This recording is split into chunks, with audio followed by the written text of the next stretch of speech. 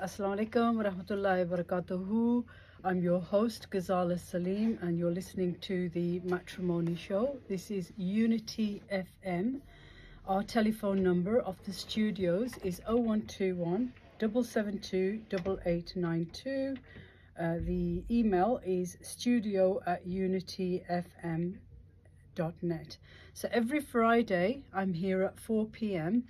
where we talk about relationships, we talk about matchmaking, and we talk about all the different issues relating to matrimony and how we can look at improving situations in our lives. So Friday, 4 p.m., always remember to join us so that we can, this is a live show. You can participate in the show, hence the reason I gave you the telephone number. So do join in with us and do give us your view. This is a show that's your show. It's for the community to help us to navigate the difficulties and with people are having within their relationships, but also looking at different strategies, looking, at using different tools that can help us to move forward within our relationships. So if you're looking for a match, help you to find that special individual, okay? So today we're going to be looking at a very special topic that's been a big issue in particular within the Asian community. The issue of daughter-in-law and mother-in-law, okay? So a lot of you are probably rolling your eyes and nodding your heads in disagreement that what is she going to be talking about today. But we're going to look at how we can try to transform this old age drama into a story of harmony. We've heard all these stories, and I'm going to give you some scenarios, and these are going to be quite realistic, but they are going to be scenarios, so they're not related to any individual. We're just using these as case studies, you could say, to say that these are the sort of things that have been going on for quite a number of years within this relationship of mother-in-law and daughter-in-law. And maybe you can relate to this, or maybe you can you've been through a similar situation, or maybe you're somebody who can give us a positive reaction or positive story about a relationship that you have with your mother-in-law, and how your mother-in-law has treated you, or how your daughter-in-law has treated you as well. We know that with time changing, the dynamics have changed as well.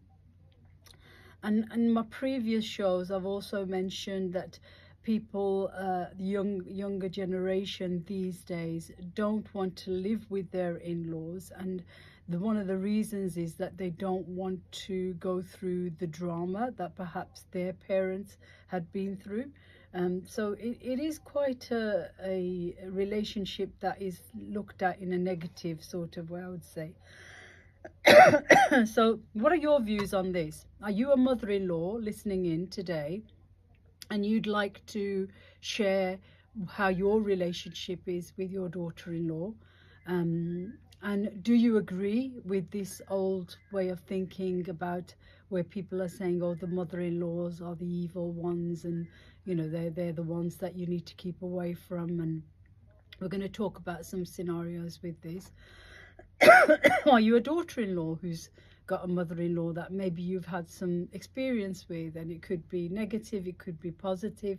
I know it's quite a sensitive issue, and many people probably won't feel comfortable coming on air talking about it, but it could be that it's not you, maybe it's somebody that has gone through these sort of struggles, and how have they overcome it? Because the thing is that we need to try to break away from this situation. If it is there, then we need to try to break away from it. And how can we make this into a positive relationship? Because at the end of the day, you have a husband, and then you have the husband's mother, and he wants to be with the mother because she's given birth to him, she's brought him up, and she's the mother at the end of the day, and you want to be part of his life as well. So how can you create that relationship where that it's kind of like a harmonious relationship? Okay, so within the and I'd like to know if there's people listening that are from a different community and you don't have this issue with mother-in-law and daughter-in-law, please do ring in and tell us that if you agree with this relationship, or if you think, well, we're just friends, we're absolutely fine. I'm a mother-in-law and my daughter-in-law is my best friend. Maybe you have that sort of experience. Then do ring in, let us know. I'd like to hear positive things that can encourage other people to look at their relationship and try to improve. Telephone number again is 0121 772 8892. So within the East Asian, Southeast Asian culture in particular, the relationship between the mother-in-law and the daughter-in-law, it's often portrayed as a battleground where both of them are arguing, both of them are disagreeing with things, both of them, argue about who was supposed to do the house chores, what you're wearing, all sorts of different arguments. So for example, if the daughter-in-law is wearing a particular colour, then the mother-in-law shouldn't have been wearing the same colour. Little petty things sometimes can lead to big arguments, and this is what people have been seeing within their households. Yeah, so let's explore some common issues and share some eye-opening stories. Okay, so these are stories, these are made up, but they are very much realistic. So these could possibly happen with somebody, but they're just giving different scenarios of how people can sort of be within these relationships, and hopefully help us to learn how to build bridges instead of walls. Okay, so let's get started. So let's have a look at some of the common issues and some of the controversial stories. So these could be like real life stories as well, like I said. Okay, so these might sound too familiar to some of you. Okay, so one of them is the controlling mother-in-law. Okay, so let's just say we've got this as Amina's story. Okay, so let's say Amina's a 28-year-old. She's working as a teacher. Okay, and she's found herself in a challenging situation after marriage. So her mother-in-law, let's call her mother-in-law Mrs. Rashid, seemed to have an opinion on everything. So this is what the mother-in-law is doing. She's having to say something at each and every moment. She has something to say. She's got an opinion about everything, from how she dresses, from how Amina should dress, on how she should cut the vegetables. I'm sure you've heard of that as well. And so it's come to like the breaking point came where Mrs. Rashid insisted on being in the delivery room when Amina's giving birth to her child, against Amina's wishes. So it's so much controlling that even when Amina wants that privacy and she doesn't really want her mother-in-law to be present when she's having her baby, she probably wants her husband to be there. But Mrs. Rashid, who is her mother-in-law, feels that it's better if the mother-in-law is there in the delivery room. Now, is there an issue that a mother-in-law should be in the delivery room? But should it not be the wish of the person who's giving delivery, who's having the birth, who's giving birth to the child? What are your thoughts on this? Okay, 0121 772 8892. Really want to hear from you about this. Is this something that you might be, you might kind of be able to relate to? So this level of control often stems from a place of love and concern. So there, this is like very much protective. Okay, don't worry, I'm going to go with you to your delivery room. Oh, you shouldn't cut things like this. Oh, this dress is looking not very, very nice on you. You need to change your dress. Is this an irritating situation? Is it an interfering situation? Or is it a situation where you feel that there's actually love and concern there? What are your views? Please do let us know. But sometimes, these sort of situations can be quite suffocating for individuals. You want your own life, you want to do things your own way, and you have maybe a lot of respect for your husband's mother as his wife, but you also then want to have your own space as well. And Islamically, we know that a woman should be able to have her space, but culturally we know that people do live with the in-laws as well. What are your views on this? Do you think we're moving away from tradition and culture, and we're becoming a bit more modern or a bit more sensitive on people's we're accommodating people's needs and accommodating their values and their space? And is this a good thing or is this a bad thing? What do you think? Let us know. Okay, so the key here is, you have to set respectful boundaries. So if Mrs. Rashid is, irritating Amina to the point that she's feeling suffocated, then who needs to set the boundaries? Does it need to be Amina who needs to discuss this, or does it need to be her husband, the son of Mrs. Rashid? Okay, so if it was Amina, she going to the mother-in-law, should the relationship be there where she can actually discuss this with the mother-in-law to say, look, I'm feeling a bit suffocated, I feel that you're controlling me a bit too much, I need a bit of space? Is that communication important with your mother-in-law? Or do you think that she needs to go to her husband and she needs to tell her husband that you need to tell this to your mother? Can that cause a little bit of an issue and a bit of a tension and a bit of a problem as well? Because remember, the other way around, the mother-in-laws can quite often not go to the daughter-in-law, but go to their sons and say, I don't like what she's doing, or I think she's not allowing me to do things, and I think I need a little bit more control. She's not listening to me. That can cause more problems within the marriage.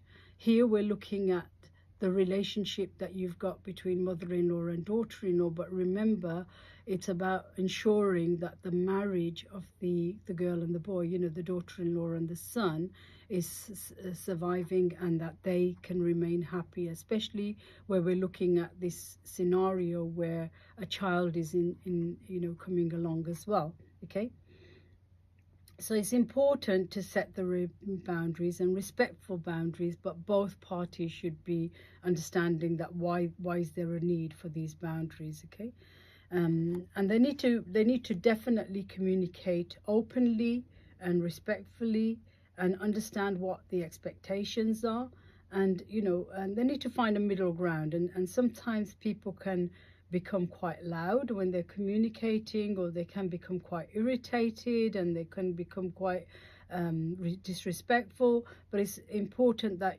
that anger and that thought is kind of controlled, and that you're saying things in a mutually respectful way. Okay, so not in a controlling sort of way, and not using the husband or the son as a tool to say, okay, I'm going to now tell him to do this to you, or I'm going to involve him. Because really, does he need to be involved if it's something that's got to do with yourself and your, if it's just between the two women, then why does it need to involve the husband or the son?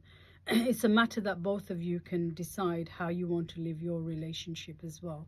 And quite often we see that, a lot of the times very soon the girls that are married within a household where there are mother-in-laws, they don't tend to last very long. But if that is created in a way, if that relationship is created in a way that both are respecting each other and both are not controlling each other's needs, and giving they're giving the space to each other, then that could be quite a nice relationship. Okay, that could be quite a good relationship between each other. Okay, so the second scenario, the second story we're going to look at is people talking to other people about their daughter-in-laws, and the daughter-in-law then finds out. Okay, so let's call this the lazy daughter-in-law. Okay, so in this scenario, let's just say that we've got Farah, and Farah is a beautiful young lady who is a highly qualified software engineer. So she's working long hours from home. She's working remotely, and she's really hard working. Okay, she works long hours. She's got a brilliant job, a lot of responsibility. Okay, so her mother-in-law, who also lives with them, often complains about to Farah's husband that she's not contributing enough to the household chores. So the tension reaches a boiling point when Farah overheard her mother-in-law calling her lazy and useless to a relative on the phone. So this is just think about it for a second. Okay, so this girl is not objecting to living with the in-laws. She's not going out to work. She's working from home. So she's keeping everything at home. She's doing work from home. If she's working long hours and she's working very hard, her time is going to be limited. That's just normal, isn't it? And sometimes when you work from home, you feel that, oh, I can do a little bit more. I can do a little bit more. I can finish this project off, or I can, maybe I need to do a little bit more on this end as well. So sometimes you can actually end up actually doing more than if you were to go to work, drive to work, and then finish, clock out, and then come back, because that's your time finished. But when you're working from home, there might be times that you're doing a lot more, and there might be times that you're doing a little less. Okay, so but for the mother-in-law to be calling her lazy and useless to a relative, what are your thoughts on this? Is this right? Is this her right to say that, okay, I can talk about my daughter-in-law? First of all, she's been talking to her son about her daughter-in-law, which is his wife. What should the son have said to her? What should he, how should he have handled this situation? And also then discussing something which is a family matter to a relative over the phone when Farah's actually heard this. How do you feel? How do you think Farah would be feeling at this stage? What would be her emotions, and what would be going through her mind, thinking about how she's been treated? Yeah. So I think we have a caller online. So I'll just take the call. Assalamu alaikum. Hello. No, I think they've gone. Okay. All right. Do call in. Don't feel shy. 0121 772 8892. And if you do feel that this is quite a sensitive topic, and maybe you're experiencing something like the couple of the stories that I've just mentioned, you can contact us. If you don't want to come online, you can text us on 07947 and 773 949. That's our WhatsApp number. So you can text, and we will, if we do bring the information on show, we won't mention any names or anything like that. It's just really for an educational purpose to see that these are the things that are going on within the community, and how we can try to look at resolving these, or moving forward. because this is a relationship that's going to stay. We don't want marriages to end or relationships to end. So how can you harmonize this relationship where you've got your husband and you've got your mother-in-law? You want to keep your husband's mother happy, and you want to also remain happy within that relationship as well, okay? And mother-in-laws, maybe you're listening and you've got something to say. Maybe you've got something really brilliant to say about your daughter-in-law and how you both maybe are great friends. Yeah, so I have got another caller online. Assalamu alaikum. How are you? Yeah. So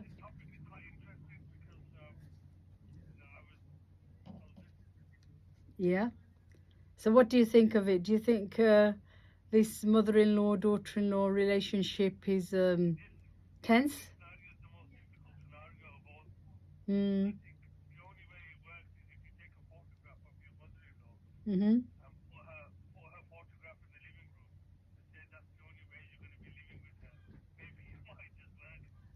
So, so, so she has to look at it day and night, yeah?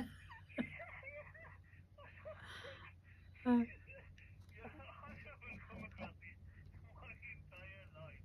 uh-huh.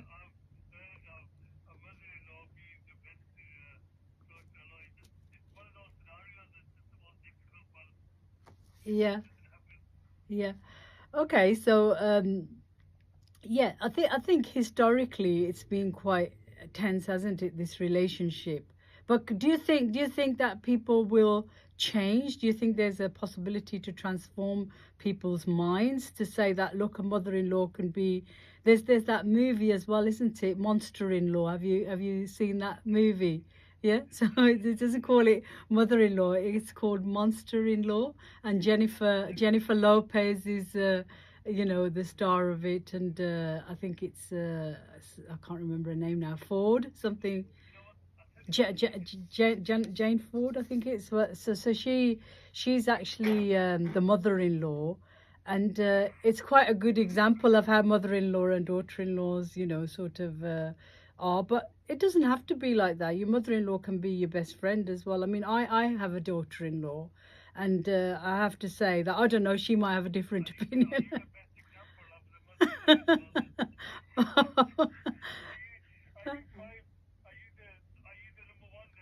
Well, I'd like to think that I'm a good mother-in-law, but we'll have to ask her to give her honest opinion about that. Yeah.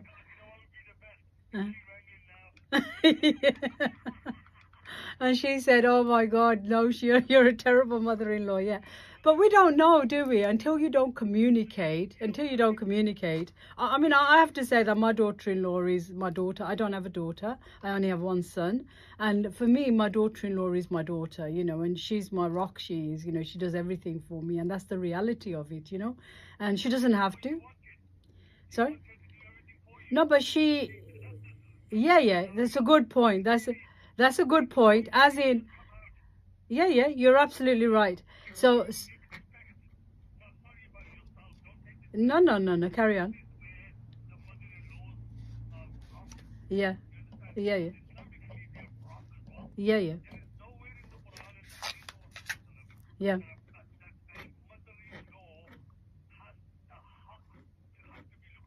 yeah. It's true.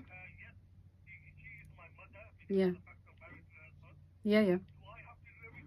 No, she doesn't. Absolutely, she doesn't. Yeah.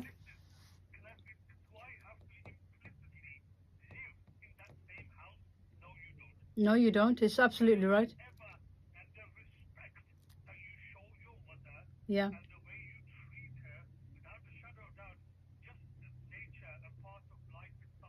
yeah, yeah, yeah, yeah, yeah, yeah, yeah, yeah,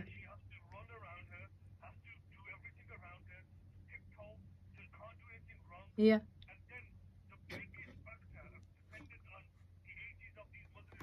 yeah,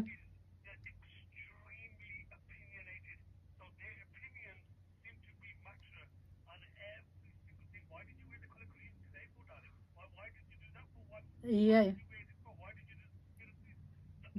We're coming up to a break. We're coming up to a break. We've got about half a minute left. So, yeah, just. No, no, it's good. No, it's very, very good. And you're right, you know, like people automatically, even maybe when they look at my situation and they probably think that, oh, she's, you know, got an oppressed daughter-in-law. And that's just the opinion that people just quickly sort of form, you know, because they think, oh, she lives at home with her mother-in-law and she does everything for her mother-in-law, and she's my rock, she's my daughter, and people might think, oh, well, why does she need to do anything for you? I do more for her than she does for me. Yeah, so we're coming up to a short break. If you want to hold on, maybe we can continue this conversation, but you know, really good stuff you're sharing here. Parenting Hour is here. We have a lot of very interesting and exciting topics, along with discussions on raising children in today's